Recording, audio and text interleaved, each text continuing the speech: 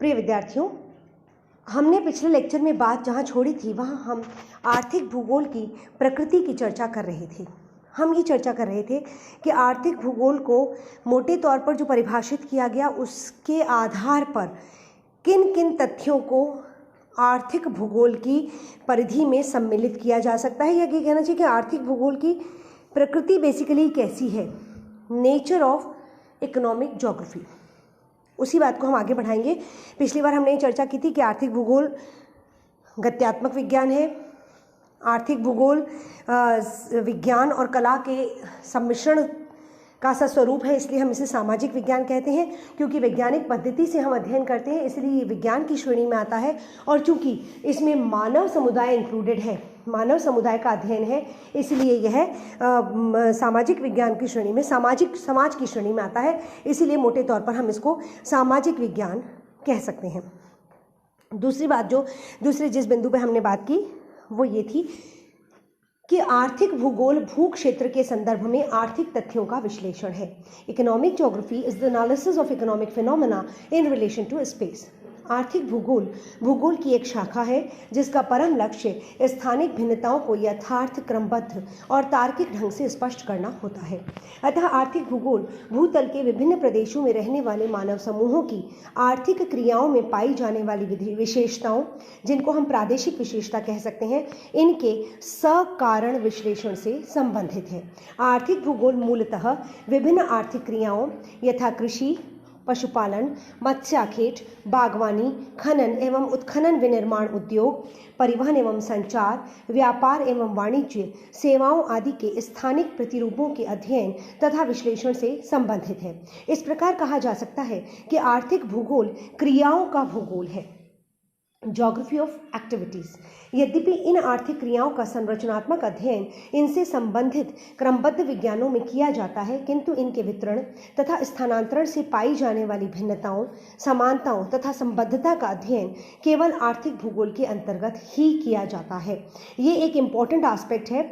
हमने इसकी चर्चा पिछले लेक्चर में भी की थी कि यद्यपि ये तो सच है कि आर्थिक क्रियाओं का अध्ययन, मनुष्य का अध्ययन और विज्ञानों में भी किया जाता है, लेकिन इन आर्थिक क्रियाओं के वितरण, इनके स्थानांतरण और उसकी वजह से जो आर्थिक परिदृश्य में जो भिन्नता मिलती है और जो समानता मिलती है और जो संबद्धता मिलती है, उसका अध्ययन आर्थिक भूगोल ही करता है। अन्य विज्ञान परिदृश्य बता देंगे लेकिन कोरिलेशन स्थापित नहीं करेंगे।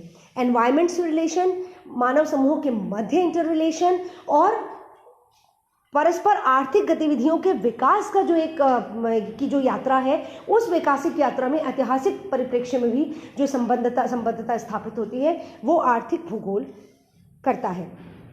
आर्थिक तथ्यों के स्थानिक वितरण संबंधी अध्ययन पर आर्थिक भूगोल का एकाधिकार पाया जाता है, क्योंकि स्थानिक अध्ययन केवल भूगोल के अधिकार क्षेत्र में ही आता है। Economic geography is the study of interaction between the earth surface in its fulfilment and economic man with particular attention to explanations of the distribution of the पेचेंट कॉन्सिक्वेंसेस ऑफ सच इंटरैक्शन।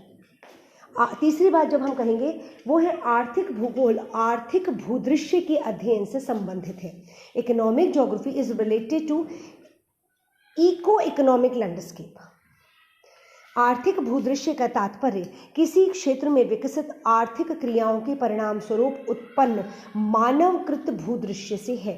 कृषि भूमि, फसलें, बाग बगीचे, मानव अधिवास, जिनको हम ग्राम और नगर में सम्मिलित कर सकते हैं, सिंचाई के साधन, यातायात के साधन जैसे सड़क, रेल, नहर इत्यादि, खदानें, कल कारखाने, व्यापारिक प्रतिष्ठान आदि आर्थिक भूदृश्य के प्रमुख घटक हैं।